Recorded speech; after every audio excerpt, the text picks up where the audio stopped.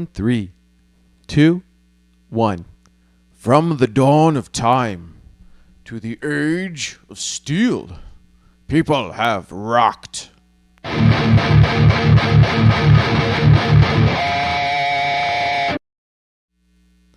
Hello and welcome to Massive Riffs. I am Dr. Massive.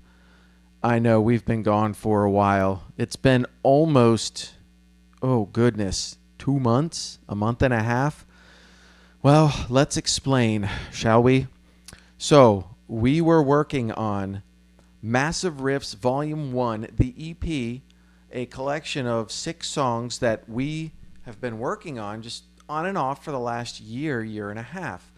And there wasn't necessarily any specific theme behind all these different recordings.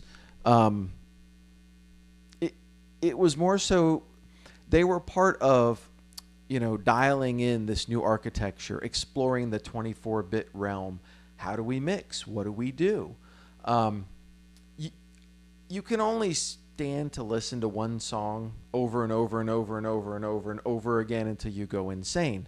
So we finished one song, messed around with it, tried to get the great sounds out of it, and then moved on to the next one. Well, one of our members requested that we put all those songs together into an EP to release. And I did have some misgivings about it, to be fair. I didn't feel like there was a whole lot thematically. Like there was some covers, there was some originals, but there was definitely some really good music in there. So I agreed to it, and we started to put it together. And the problem, maybe not a problem, but what happened is the architecture, the setup, the plugins, they're not complete yet. And I'm actually not that comfortable dialing things in at these levels and where we're at. So I probably took a good 3 to 4 weeks. I went into the matrix. Into the matrix means you take your arc and you start turning those knobs, right? And this isn't, that's what people don't understand. There is not one plugin that you plug in and turn the knob and it just sounds good. It's experimentation. It's learning how to use plugins. It's finding the sweet spot of the plugins. It's tweaking your overall architecture. So I was doing that, and each time we're gaining decibels. We're gaining another 3 dB, gaining another 4 dB. The sounds are just popping more and more, getting bigger and bigger. And it was fantastic. And I felt great about it, and I thought we were in a good spot. So we got to a point where I was running the mixes for my associate and played a round of them, and he got really upset. And he's like, these are horrible. I don't like them. And I was kind of taken aback because we had been working on it for about 3-4 weeks and he had not said anything. And so, maybe part of the problem was he did not express himself from the beginning. I was just fine, though, because I was still experimenting. I'm still tweaking. Hey, what happens if I turn the knob to 50? Well, what about 75? Woohoo! But fundamentally, we got into a disagreement and an argument that kind of ballooned into, well, your ears are blown out. Well, you suck, right? And I'm sure many people have had those conversations before. Pretty much all musicians at some point lose their temper and just start to lash out at, the deficiencies of their fellow musicians. Regardless, looking back, I think really what I needed was more feedback about his expectations and what he wanted. So, I asked him to run a mix for one of the songs. We're all amateur mixers, and we've got DAWs and programs and all the stems we're sharing. So he ran a mix, and I got the mix, and it was like a pop song. Like all you heard was the kick, which is cool. Don't get me wrong. I love the kick, and the kick is super present in all songs now, even rock songs. But this was like a big bassy boom synth TR-808, raw sine wave, just So it's like,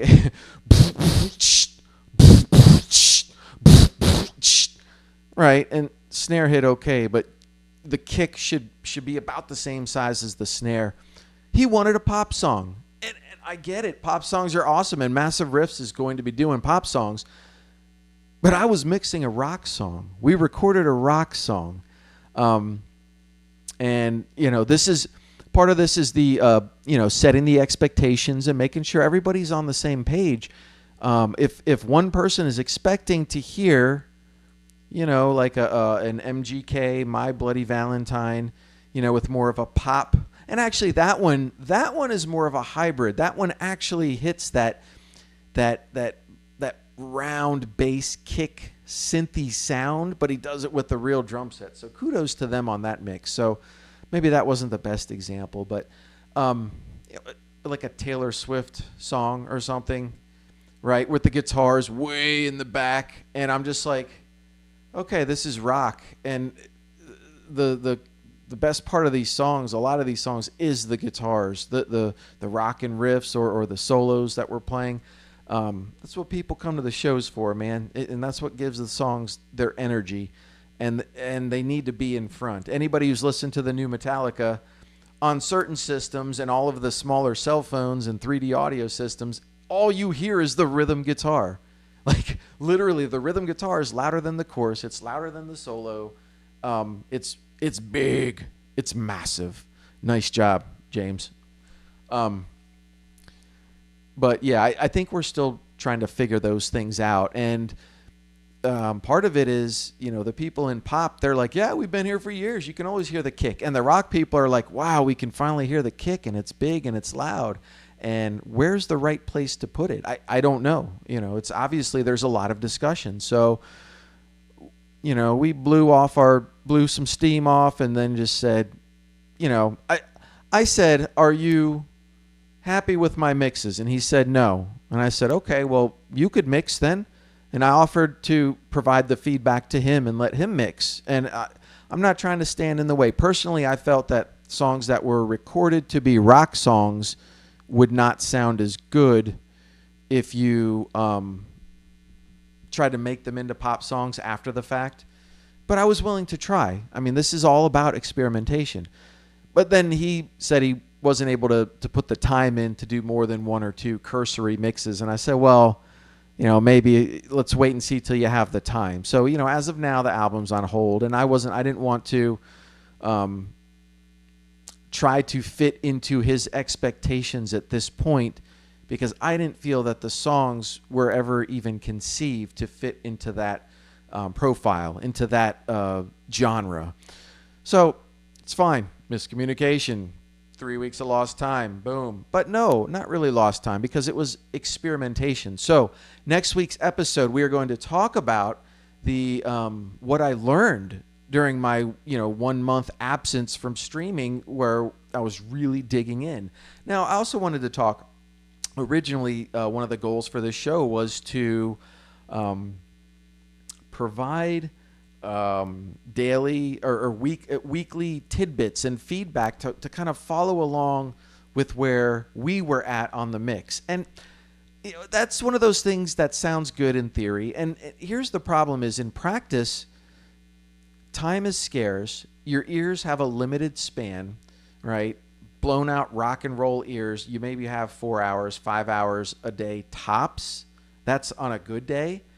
Maybe 4 or 5 hours if you space it out. Not much more than that. So I was going in deep. I wanted to tweak, and I wanted to hear the differences, and I wanted to move quickly. And if I had tried to compartmentalize everything and break it down into easily digestible chunks for everyone, then it would not have, I could not have made the progress that I made. So the mixes are sounding great now. Just the feedback from my associate who was not happy with the mixes, as well as another friend who listened to the current mixes. I'm going to be honest. My mixes were a little bit blown out. I think what people are realizing is you can actually turn things down, or maybe a lot of people already realize this. I think for the tip of the day, and maybe I should give these at the beginning of the video, the tip of the day, the tip of the week, or of the month, since it has been a while, is aim for 70. Okay? For now, let's aim for 70. What is 70? 70 is 70% on your meter. 77 is where traditionally most gear was made to sound cool. Like, they're going to want to turn it up a little. Let's find that sweet spot. Make it around 7. Okay? You want it to sound good? Turn it to 7.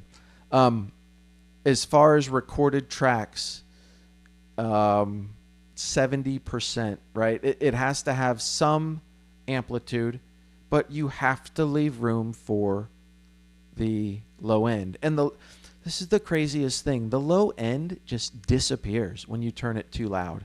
As soon as you turn it up, you hit the wall of the fader, or the wall of the stage that you're in, and the low end disappears. And unless you're blasting the speakers loud and your ears are fresh, you're not going to hear it. So it's like chasing ghosts. It's black magic voodoo. I really respect the big mixers, and I really hope to get to their level at some point. But my goodness, we definitely made progress, and I'm going to have the first explanation of that progress next week. So I'm very excited about that. So anyway, that's all we're going to have for this week, and just wanted to give the update, and hopefully people are still tuning in. I'm going to try to do these a little bit more regular. So I hope everyone is well. Be healthy, be happy, and remember, stay massive.